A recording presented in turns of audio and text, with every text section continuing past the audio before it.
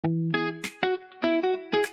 嗨，我係小藍啊，我哋又出去遊山玩水啦。酒店就包咗2日嘅早餐，供應中西合璧嘅早餐選擇，味道同埋款式都唔錯啊，而且仲可以一邊食一邊欣賞園內嘅景色添。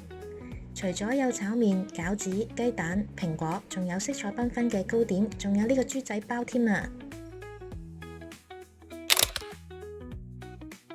食完早餐之後就 call 車去附近嘅景點度玩啦。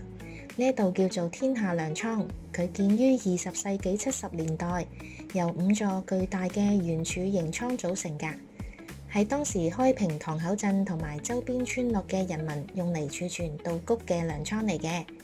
後嚟就將呢一度嘅歷史工業遺產活化成為文化地標。我哋喺呢一度行咗一個圈，沿途就經過咗木橋、碼頭、觀景塔，仲有稻田。呢度都算係一個好寫意嘅田園小村莊嚟。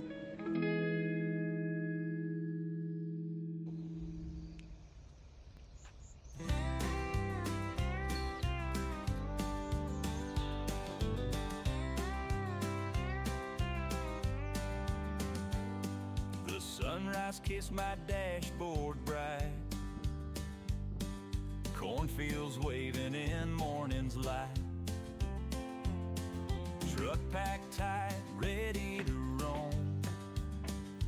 Miles ahead, but feeling home. Wind in my hair, no cares in sight. Got my tunes and the road feels right. Small town faces, friendly and warm. Everywhere I go, it's like being reborn. Highway dreams and country songs, singing loud and rolling on. 離開咗糧倉之後，跟住地圖行大概5分鐘到就可以嚟到呢一條民宿街㗎啦。我哋入咗當地網紅打卡熱點嘅蛙鳴咖啡，呢一間係一間結合咗悠閒嘅鄉村風格同埋設有民宿嘅特色咖啡店嚟嘅。店裡面面積好大啊，而且座位仲好多，室內室外都有好多打卡位㗎。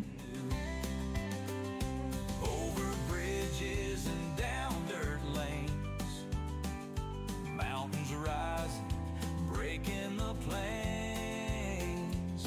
Each mile marker, a promise kept.